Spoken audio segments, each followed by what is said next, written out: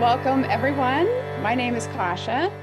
I go by the pronouns she, her, and I am the founder and education director of Voce Velata. Today, we're really excited to have this wonderful opportunity to have a conversation with our guest, Reena Esmail.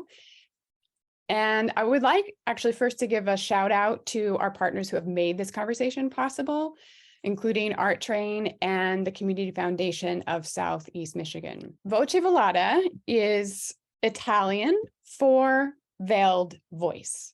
And this initiative has a mission to unveil or uplift the voices of Black, Indigenous, people of color, and women composers through deep study and authentic performance. So first, before we formally introduce Reena, I'd like all the young musicians who are here with us today of Voce Velata to introduce themselves and to give a small window into the work of Voce Velata by describing what they find most interesting. So Yara, you are up. Hi, I'm Yara, and what were the things I'm supposed to say? Sorry. That's fine. Please tell us your name and your age, your instrument, and what you find most interesting about Voce Velata.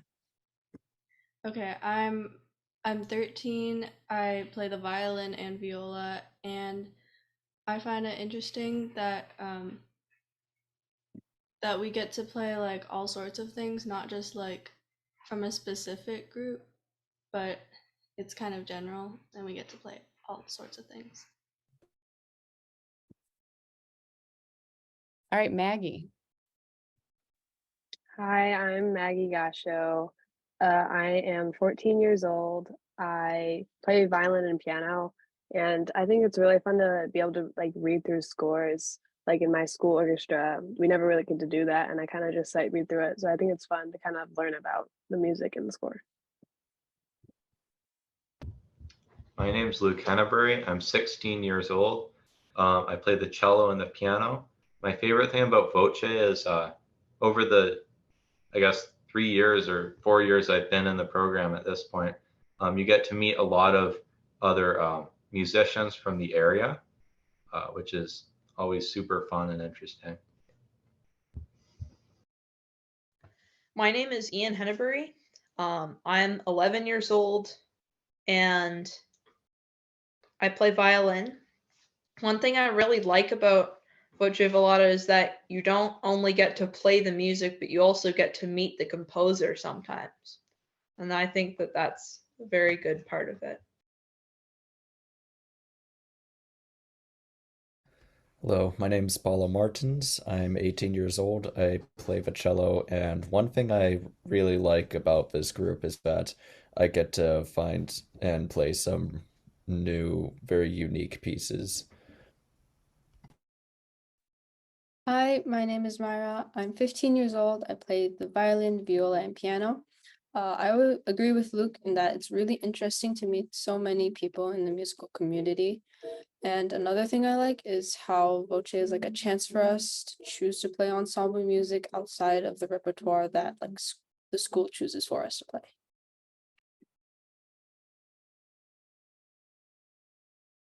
Okay, so hello everyone. I'm excited to welcome our guest, Reena Esmail, coming to us from Chicago.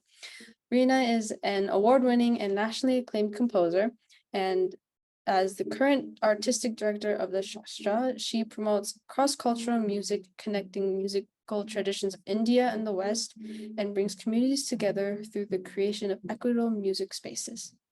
As a composer, Reena divides her attention between orchestral, chamber, and chorale work with past commissions from the Los Angeles Master Chorale, Seattle Symphony, Baltimore Symphony Orchestra, and the Kronos Quartet. Her music has been featured on multiple Grammy-nominated albums. Currently, Reena is a Los Angeles Master Chorale's Swan Family Artist in Residence, and she was Seattle Symphony's composer in residence for their 2020 to 2021 season. She also holds awards and fellowships from United States Artists, the SNR Foundation, the American Academy of Arts and Letters, and the Kennedy Center. Reena studied at the Juilliard School and the Yale School of Music, and her doctoral thesis, entitled Finding Common Ground, Uniting Practices in Hindustani and Western Art Musicians, explores the methods and challenges of the collaborative process between Hindustani musicians and Western composers. Reena, we are delighted to have you here with us today to discuss your work and career.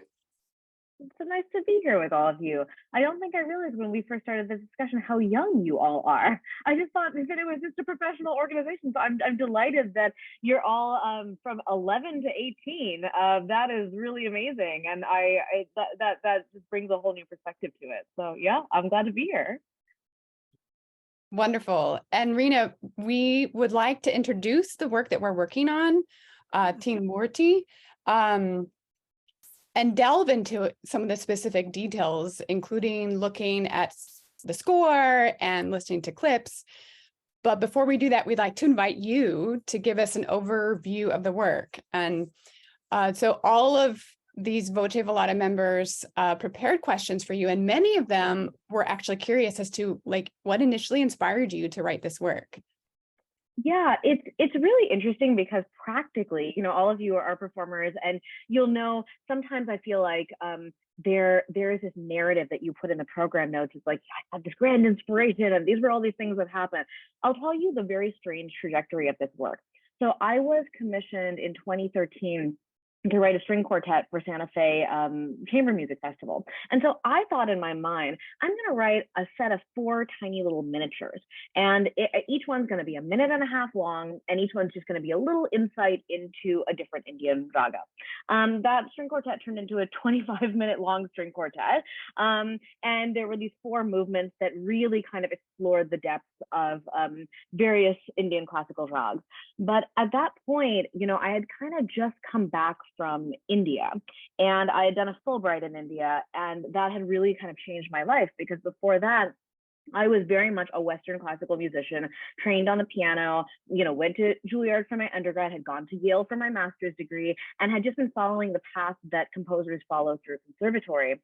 And all throughout that time, I was just thinking, this path is wonderful. And like all of you, it's interesting that you're all saying, I love being here because I get to play different things than the things I play at school or the things that are selected for me. And it's great to play those things too, right? It's great to play those things, and it's great to kind of have another perspective so you can kind of compare and contrast them with one another. And so I loved the Western classical rep. I loved all of that, but I was looking for something more, and specifically something that allowed me to connect to my own heritage. So that year in India was really, really seminal for me because I just got to study Indian classical music, and it was wonderful. And then I remember kind of on the plane on the way home thinking to myself, I am from these 2 cultures that are literally on the opposite sides of the world. It is so hard to find any place where these cultures are connected to one another. And I feel like half of my heart is in one place and half of my heart is in the other place. And so while I can't really live in a place where there's a border where I can put one foot in America and one foot in India, I can kind of do that in my music. And so my life has been about creating this little border through the aesthetic world of music between these 2 cultures and finding ways to traverse back and forth. So that was one of my very first forays into that kind of mutual space. And it was interesting because at that point, I didn't know a lot about these rags that now I know so much more about. But in each case, what was interesting is that, I don't know if you've ever kind of heard a language that you're just learning to speak, or maybe you don't quite know how to speak it yet, and you're just aware that the words you're almost processing them through a different language, and you have to kind of take them and process them in another language and then put them back into that language. That's where I was when I was writing this piece. So I was kind of still hearing Indian classical music through a Western classical lens. And I was hearing, how would a Western classical musician hear each of these rags, and how can I bring out the spaces that the Indian musicians would hear and the spaces that the Western musicians would hear, and how they would process those things differently. So all that to say, a little while later, someone asked me to make a string orchestra arrangement of this string quartet, and I reduced it down to the three last movements 2, 3, and 4. That then became Teen Murti because, okay, so one thing that I love is titling things just the same titles. Like I love writing a piano trio called piano trio. Love writing string quartet called string quartet. That is my deal. And I'll say why, because sometimes when you title things those generic titles, it really connects it into the tradition. Because I mean, Beethoven got to write string quartets named string quartet. Why don't I get to do that, right? So I've always loved that. But you can't write a string orchestra piece called string orchestra piece. So the title Teen Murti came later, where I was trying to find a title that would make sense for it. And that's where the idea of these three ragas that are three different statues, kind of, and there's three, it's not even that they're statues and that they're static, but that they are these figures almost, and they represent something. And what do each of those things represent? That's how the name came about. But since that time, what is so funny is that the piece has had so many iterations where I've been asked to reduce Teen Murti back to string quartet, and then there's maybe 5 versions. All of them are very slightly different from one another, and they're all the same piece. So it's just it's odd the trajectory that pieces sometimes take. So yeah, I'll stop there.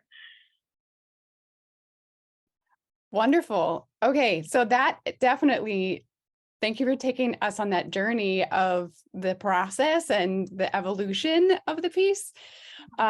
We have more questions, but for our audience, why don't we take a listen and hear the version that is the string quartet plus the plus solo cello. So this is actually what I will play is the version of the performance by the Celestina Music Society with Joshua Roman as the solo cellist. Let me get us set up. And I will also bring up the score. I'll start this and then I'll bring up the score so that way we can have that visual as well. While she's bringing up the score, I have to tell you that the 2 women, you can see they're both wearing saris. Those are my saris. I dress them in those. So just fun fact. I love it. Okay. Here we go.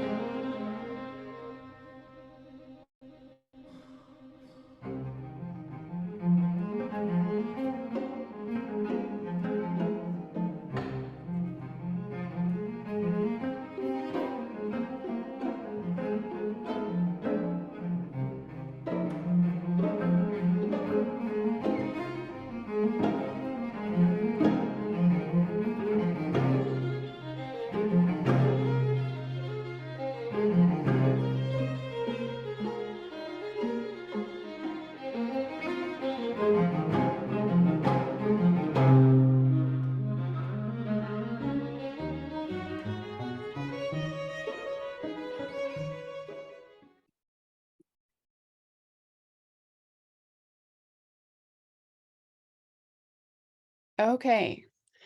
So that was just a taste of the very first tableau that of the three, and that is the one that we work on. So there's so much that we can go into just with that piece. And I guess the first thing that I want to do as well is show you our first attempt at rehearsing the opening.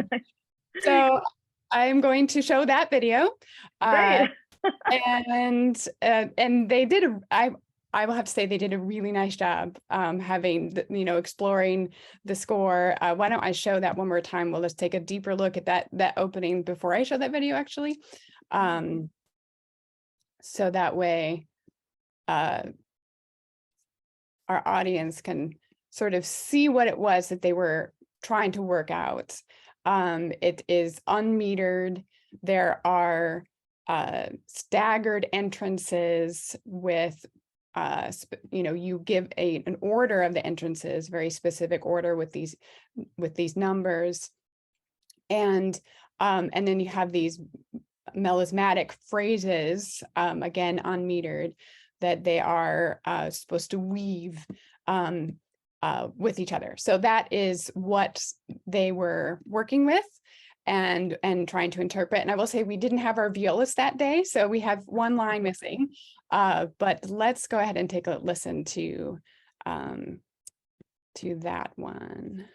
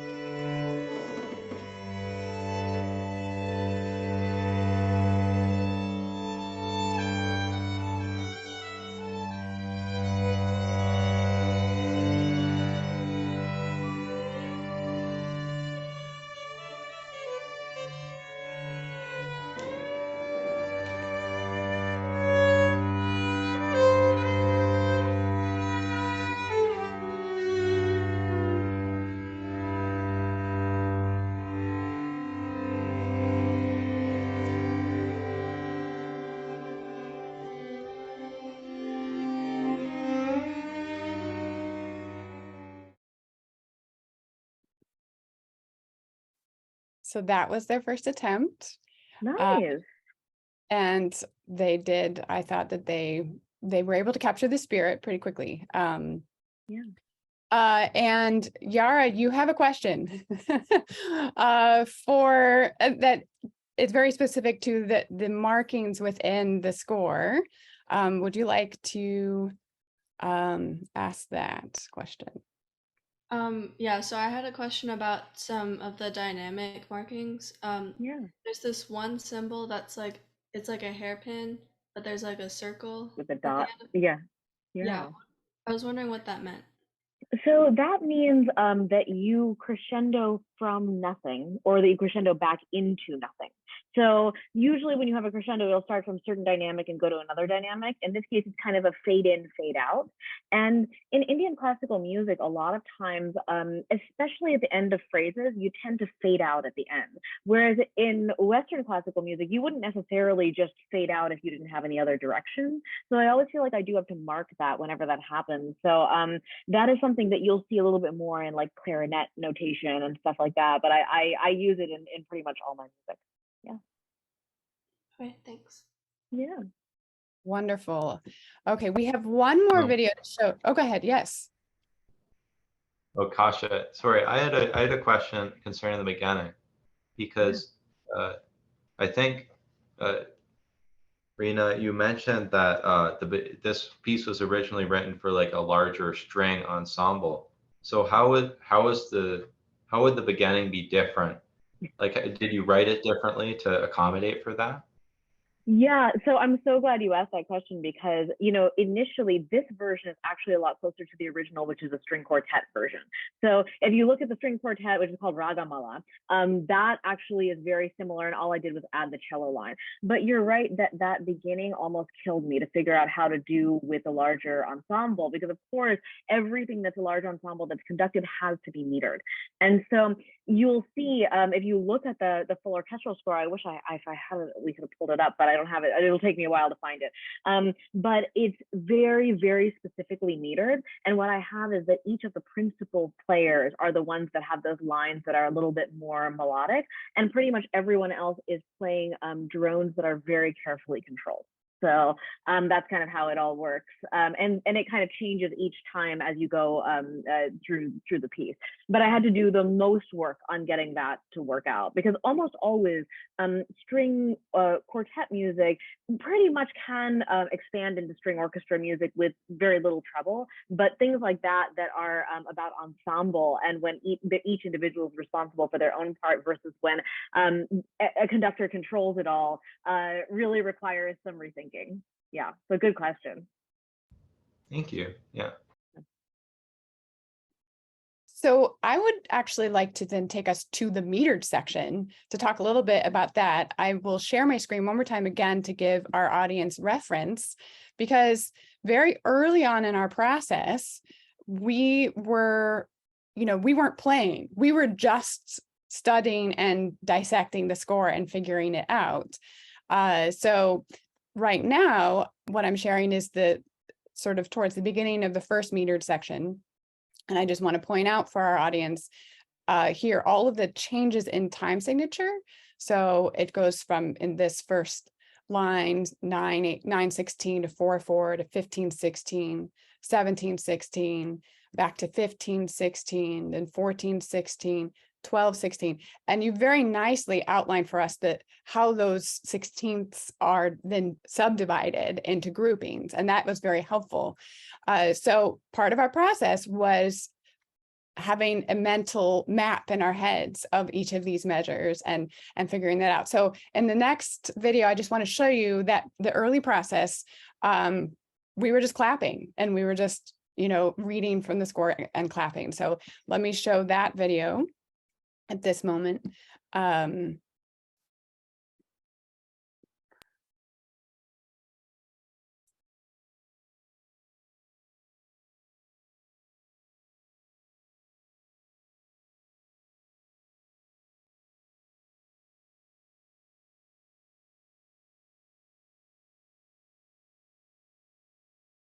right.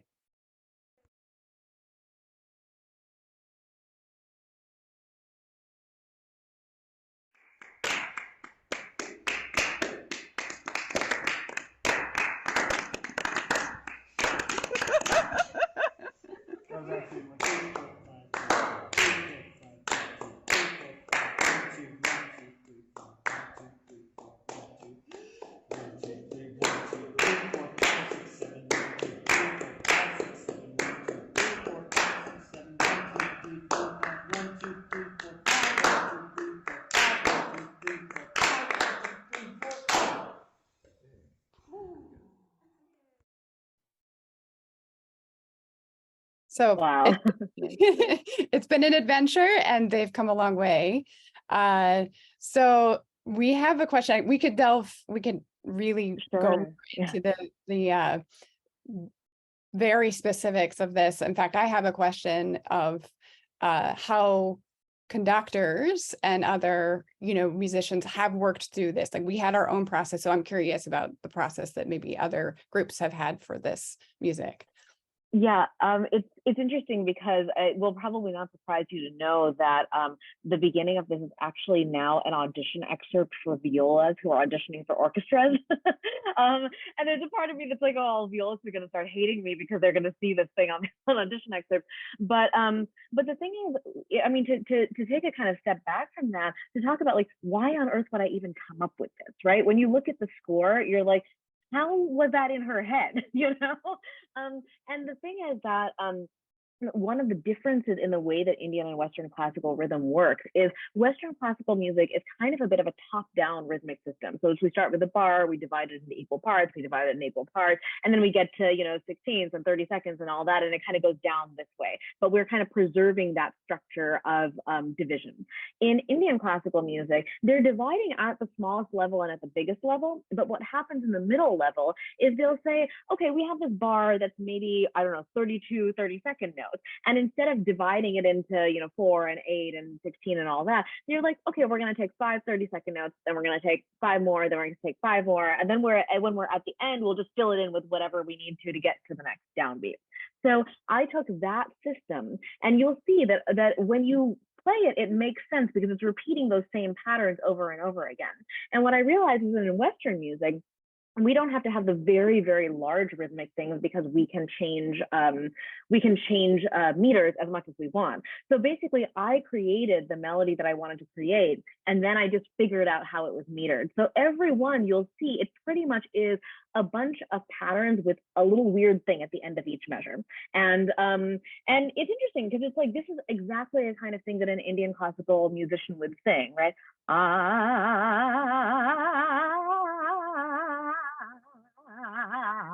Right? It makes sense when you're actually thinking of it intuitively. It just looks so crazy on the page. And I think, and honestly, that's what the biggest problem is with the work that I do, is trying to translate something that should be an oral tradition into something that looks a certain way on the page. So to get back to your question about, how do conductors conduct this? In all honesty, I think almost the best way to get the music into your system is just to almost be able to not even memorize it, but just have a sense of how it goes and kind of be able to sing through it that easily. Because I know for orchestras that have played it multiple times, it becomes quite easy after a certain point.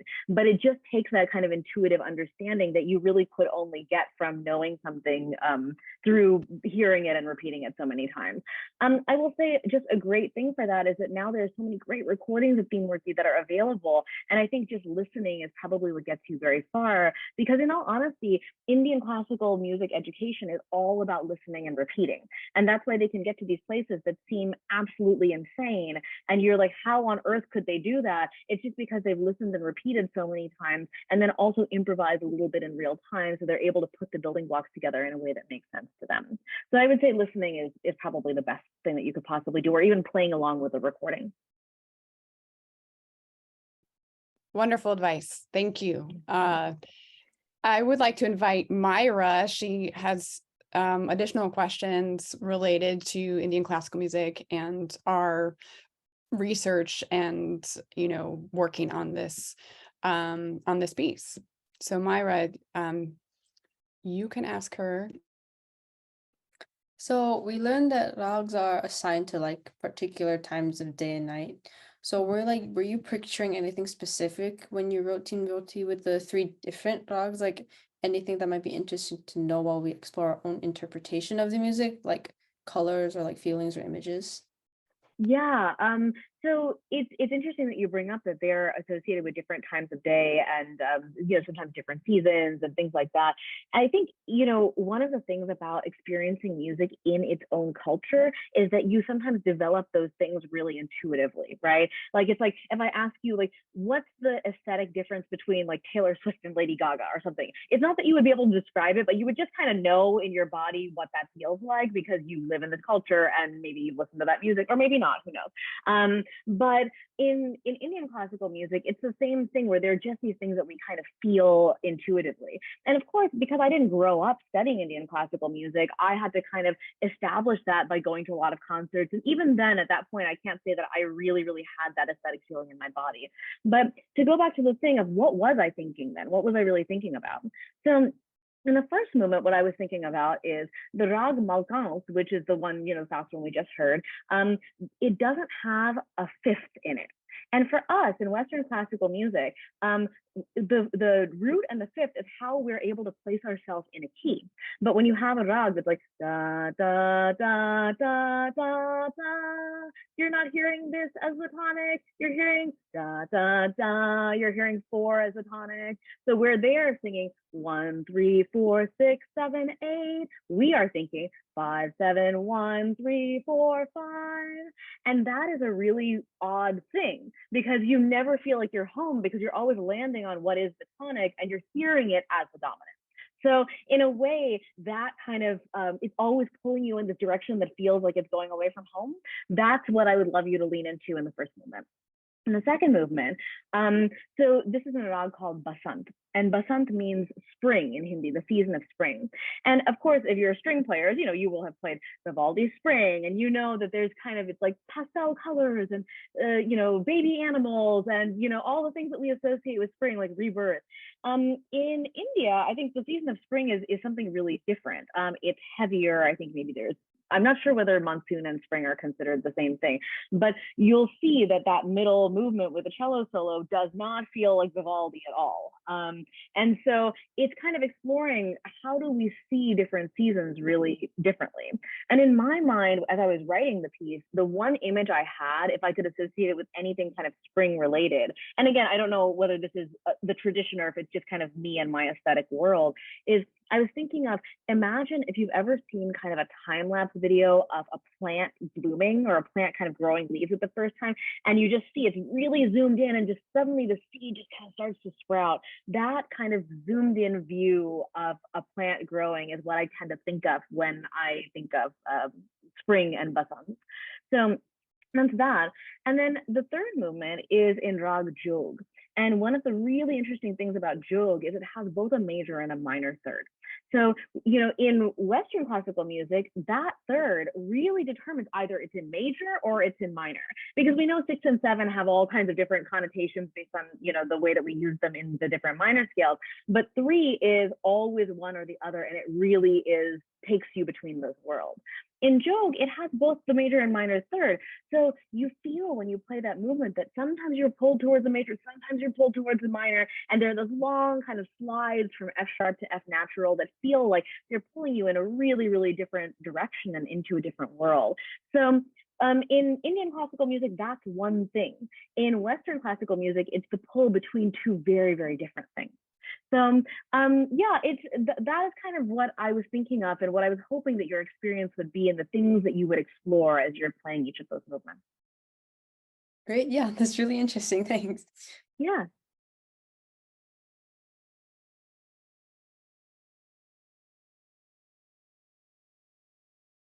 Other questions? Yes, Luke, you're up. I had a question just about you as a composer. I was wondering, as a child, how was like music a part of your childhood and how you grew up? Oh, that's a really good question. So it's interesting because if you look back at my life, if you were to kind of retrospectively look at it, it was probably very clear that I should have been a composer. You know, I was like that kid where, and remember, I grew up before the internet was even a thing. And so sometimes I would hear a piece and I would not be able to go to the store and find the sheet music for that piece. And so I would just sit there and write it down. And I didn't have perfect pitch, but I was like, oh, I have enough understanding of how this works. I took, you know, beginning piano, guitar, a little bit of violin when I was a kid. And I just thought, oh, yeah, I can completely conceive of how this goes. I always had an understanding of harmony. But it's interesting because I grew up in a family of, my parents are basically from the Indian diaspora. And I mean, they were fascinated by it, but it's not like they could have been like, oh, it seems like she should be a composer. That was not really even in their world. And so because of that, it was interesting because for a long time I felt like, oh, I wish I had come from a musical family so that I could have really gotten a head start in music. But I actually think having to figure out a lot of things myself was what led me into being a composer. Like I had to create these worlds and I wasn't really sure what I was doing, but I was really excited to go into them. So, I mean, what it looked like on the on the outset is that I got really seriously into piano. I played piano very seriously for many years, competed, did all the things, and loved it, but also had terrible stage fright. So it's like I loved practicing, did not love performing. And that's a really weird, like, what do you do with that? I mean, that feels like such an odd thing. So I was really stumped about what to do with that. And then on the other side, I really love the kind of singer-songwriter thing. My friends' parents were all into Joni Mitchell, so I was super into that. My mom was like into Barbara Streisand, so I got super, super deep into that. I was into all these musicals. So I was just fascinated by a lot of different styles of music. And I mean, admittedly, I didn't really listen a lot to Indian classical music because my parents didn't listen to it. So I discovered that much later in life. But I was always fascinated by vocal music, always fascinated by kind of piano and strings. And then the way that I became a composer was very strange because I ended up going to this arts high school because I thought that I was going to be a pianist. And the theory teachers there were like, look, we think you might be a composer. Why don't you take this Friday elective? So I started taking this elective. Time came to apply to conservatory, and people said, I was like, I'm putting in all these applications for piano. And my composition teachers and theory teachers said, well, why don't you just also apply for composition to these places? You're already putting in an application. How hard could it be to audition for one more thing? But then I started getting these calls for composition. And, sure enough, like Juilliard called and offered me a place in their undergrad program after having written for a couple of years. And I thought, okay, well, I guess I'm a composer now. And that's kind of what my life until 18 looked like. But yeah, it was circuitous but interesting. Yeah, thank you. Yeah. I love that. And, it shows, our teachers really can be wonderful, just sort of, people to help guide us along the way, shine the light in areas that maybe we hadn't seen before. And just that you found it so organically. I love that. Yeah. So thank you for that question, Luke. Paolo.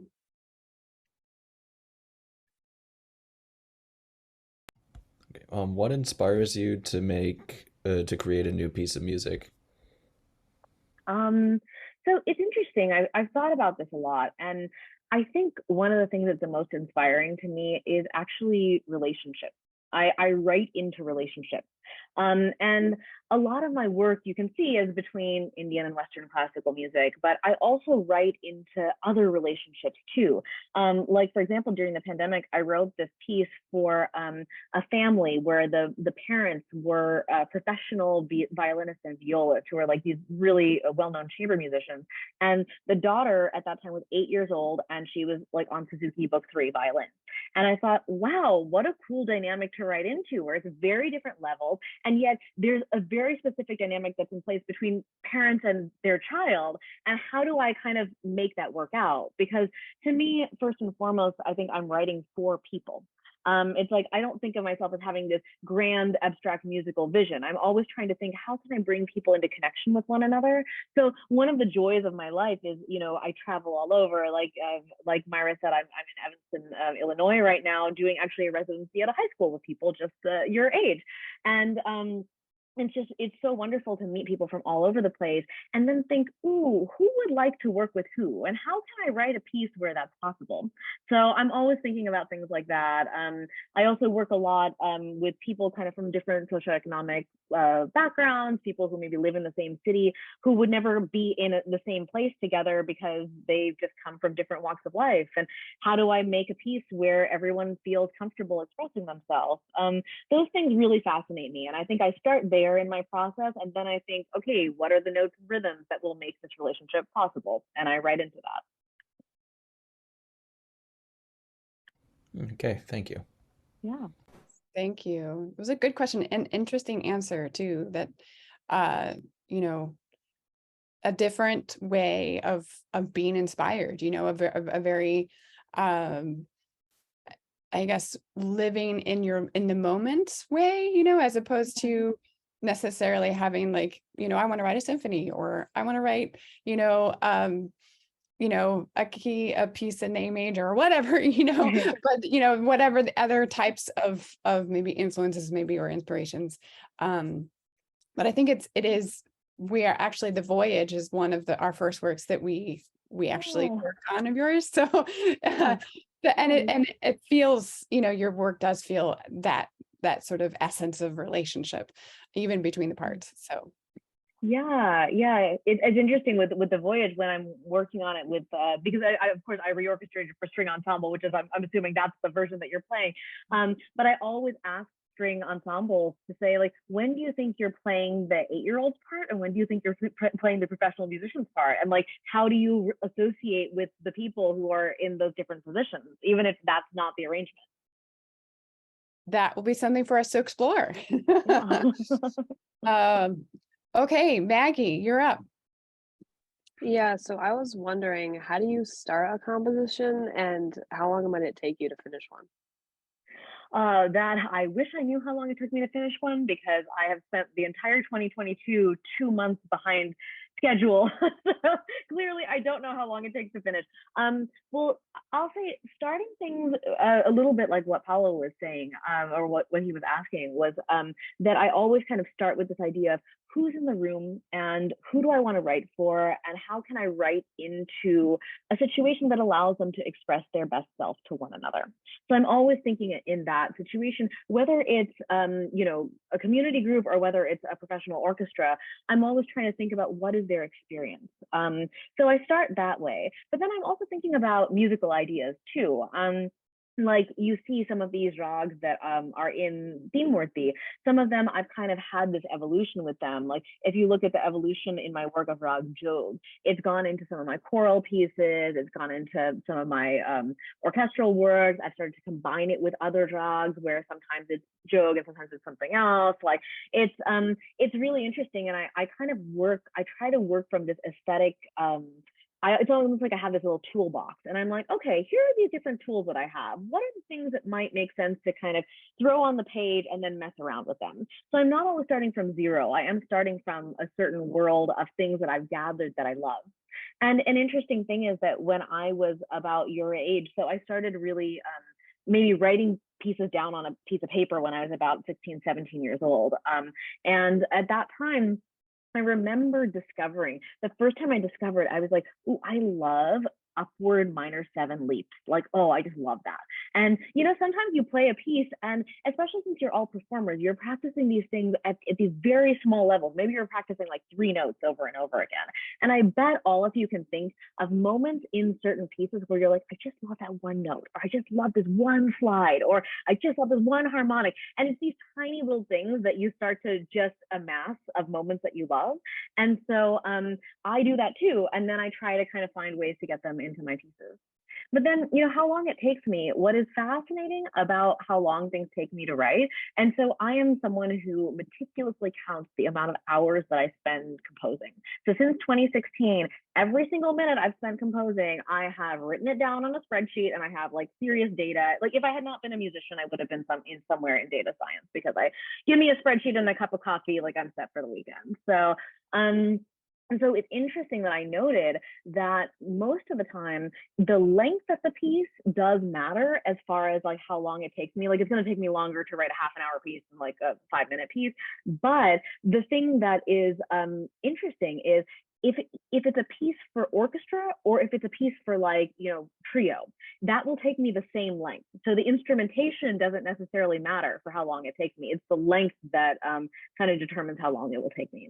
But all that to say also is that I work with ideas in different ways. So the first time I'm trying out ideas, and for example, this piece was the first time I was trying out writing, I think, in any of these rags. I don't know if I'd written in any of them before this piece. So it took me a really long time to figure out how to do that, because I was just working with the materials. But then after 4 or 5 tries in different pieces in different situations, sometimes it takes me a lot less time. And so, for instance, there's another piece that I have in Jog called Tarakida, which is a choir piece. That piece took me an hour and 15 minutes to write. So whereas this movement, I'm sure it took me like a month or something to write that last movement of the string quartet. So sometimes you get traction when you're working with ideas that you've already gotten to a certain point and you just want to refine them. Yeah. Thank you so much. Yeah. Yes, that's interesting, especially the comment about, it doesn't matter how many instruments. it's more about the length. Well, and it's Yeah. interesting because in the commissioning process, sometimes people think, oh, I'm just asking her to write a piece for solo, bassoon. Like, how hard could that be? And it's like, it is tough because you're asking the bassoon to play the role. They're filling that entire aesthetic space. So they're responsible for a lot. It's not just like writing the bassoon part in an orchestra piece, right? And so I'm sure many of you probably play in larger ensembles too and know that the parts are very different if you're playing a solo cello piece or if you're playing in a cello section. So, yeah. Thank you. Another really interesting insight. Ian, you're up. So about the different instruments, what are your favorite instruments to compose for? So my two favorites, my odd favorite is I love the English horn. Like that is something that I just love. It's like a lower oboe, and that makes me so happy. And not every oboist plays English horn, but I just love it. The cello, of course, is amazing. I've written a lot for cello. It's just it has such a huge range. I have two pieces for cello. Actually, an album of mine that has a cello piece came out today, so that's kind of cool. But it's also interesting. So my husband is a violinist, and I write a ton of violin music, and it's been fun to figure out how to just get so much out of the violin. And especially when you have a performer who is, in your same house that you can ask a lot of questions to, you can get pretty far pretty fast. So, but I mean, in all honesty, I've found such joy in writing for all instruments. Like this year, I discovered the euphonium. Like I've never written for a euphonium before because I've never written a band piece before. So most of my work is chamber music, orchestra music, choral music, but instruments that aren't in an orchestra, I've just never written for them before. So I was fascinated. The euphonium is a beautiful instrument. So I don't know, so much still to discover. Thank you. Sure. All right. That is interesting about the euphonium. Yeah. I happen to like the euphonium. I think maybe, bass clef instruments. I'm a cellist, so I agree with you on the cello being a beautiful instrument. It's great. Euphonium, though, wait, maybe I'm thinking. The euphonium, is it a bass clef instrument or is it a treble clef It should instrument? be, yeah, it should be. It's like a higher tuba kind of. Yeah, for that's what like I thought.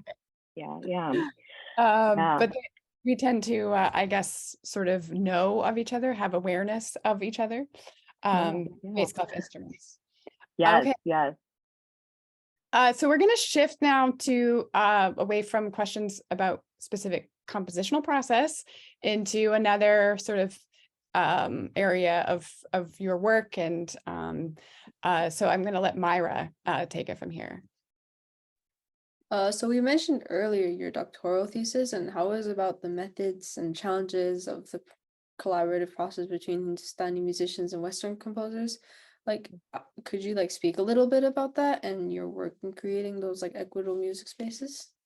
Yeah, absolutely. So it was just great that I had a chance to do a lot of research on, what had been done in collaboration between these two fields that actually are quite separate from one another.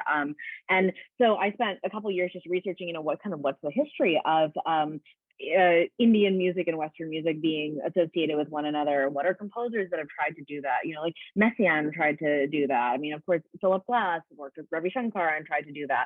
And so what are each of them bringing to the collaboration, and kind of what can I do? Right. And so for me, the thing that I'm specifically interested in is of course bringing the music together, but more importantly than that, bringing the performers together. So you'll see a lot of my music has to do with that space where you're actually asking an Indian classical musician to sit down and make music with a Western classical musician. But of course, it's not just like the abstract musics are coming together.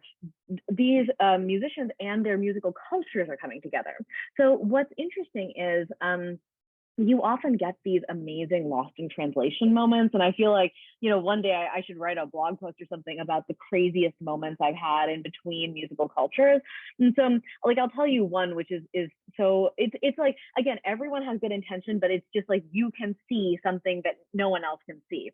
So when I wrote my oratorio, This Love Between Us, and so it's for choir, orchestra, and then sitar and tabla soloists, the Indian string instrument and drum. And they were calling the soloists in from India, and they knew these people personally, but had never actually performed with them. So at first, I went to the orchestra, the choir manager, and said, hey, look, I need a little bit of time with this sitar and tabla player because they're improvisers. They're not necessarily going to have followed a conductor. And they were like, oh, no, they're total professionals. You know, they'll just come in. They're professionals, but like in Hindustani music. And so I was like, oh, okay, this is going to be tough. Then I went to the Indian musicians and I Zoomed with them and I was like, hey, can I help you like figure out your parts? And they were like, oh, no, we're professionals. We know these rags. We're going to come in, improvise. It's going to be great. And so I am sitting there like, oh my gosh, I just can see that this first rehearsal is going to be a total disaster because everyone has a very different expectation of what's going to happen. And so in those situations, I find that so like Western musicians can maybe come this far. Indian musicians can come this far. Everything in the middle is me filling it in. Right. And so I have to be that person that's the conduit. And I love that. So in this case, right, what happens when the Indian musicians show up and realize they can't just improvise as much as they want, and the Western musicians understand that they then understand that, is that I was sitting in between the sitar and tabla players, and I basically was singing their part to the conductor so that they could hear what they had to do and the conductor could hear what the part was, right? And slowly, it's almost like you're taking two hands and you're bringing it closer, closer, closer together until they finally can just kind of lock fingers and grab one another. And that process, one of the things that I realized is that process is not is the easiest, not when the people are necessarily the most accomplished in their field, but when they're the most open. And I think that's what's really important is that, yes, you need a certain degree of proficiency in your instrument, but usually that is not the problem. Usually if you're calling in professional musicians, they do have a certain degree of proficiency. But past that, if they're a little bit too set in their ways, they won't be able to adapt quickly and be flexible to one another. And so you'll see just very basic things like Indian musicians sit on the floor, Western musicians sit in chairs, conductors stand on podiums. So how are people even looking at each other, right? The Indian musicians are not reading music, so they're looking at the Western classical musicians. The Western classical musicians are either buried in their music or are a conductor who's standing like 5 feet higher than they are, right? So just these very simple things. I kind of love these practical ways of doing things where you can see, okay, just because of the way someone is looking at someone else, it controls the way the music is being made. Maybe if we make a couple adjustments, we can create something that actually allows people to understand what the other person is giving you and understand how to meet them. So that doctoral dissertation was actually the very beginning of asking those questions. I wrote it in, must be 2012, I think. And then after that, or I guess maybe 2014 was when I finished writing it.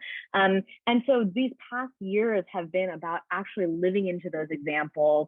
And I stand by everything that I wrote in that dissertation. And then there's so much more that's kind of filled in and filled in the experience of that. That is fascinating. And I just want to say yes to the blog, please. That would be wonderful. These anecdotes are just priceless and wonderful for opening up exactly what you were talking about, the sort of awareness of what it means to bring two different ways of making music into the same space. Yeah, well, and also if you're interested, there's this series called Overtones that I was doing for a while during the pandemic with my colleague Siley Oak, who's an Indian classical singer. And if you just YouTube it, we're talking about some of those moments and some of those stories, and some of them are just hilarious. So yeah, good. It's a good deep dive. Wonderful. We'll put a link to that potentially in the description of this session once it goes up. Please do. Okay, well, I have one last sort of summary question, sort of in your last, in your post that you recently had on your IG feed, you posted that you recently finished your Requiem, and writing a Requiem is amazing. But that was in addition to a very long list of commissions that you had from 2022. Yeah. So first of all, congratulations on the completion. And would you like to tell us about that work or any of those projects from 2022? And then also maybe about what's next? Yeah, absolutely. Yes, 2022 was the year, because for composers, it's like so many of our projects got moved into future seasons, but then 2022 was the first year where nothing got rescheduled. So we were basically writing like 3 seasons of commissions on top of one another. So Requiem was number 16 of 16 commissions that I wrote. I do not recommend this. Don't do it. It's terrible. But I will say that each of these projects was something I was so passionate about. At the beginning of the year, I wrote a violin concerto, but for an Indian classical violinist. She's a very famous, well-known violinist named Kala Ramnath, and so I wrote for her in Seattle Symphony, a big concerto. And then I wrote, like I said, I'm about to go out to Naperville, Illinois for the premiere of this band piece, which is the first band piece that I've ever written. Uses a tabla, Indian classical drummer, with the band, and is going to be done by a consortium of 20 bands in Illinois. And then, wrote a huge piece that was supposed to be done in 2020 for women's suffrage. And that piece, we had to pivot and pivot and pivot as the political situation kept on changing and changing in this country. So that was a wonderful project with the poet Rebecca Gale Howell. But and in any case, finishing this Requiem, it did feel kind of interesting that the Requiem was the last piece of all these pieces. But that piece I'm excited, it's premiering at the end of the month. And when I was saying that my colleague Saili Oak and I have that series called Overtones, so she will be the Indian classical soloist in this piece. So it's for choir and for Western percussion and Indian percussion, and then Western classical singers and Indian classical singer.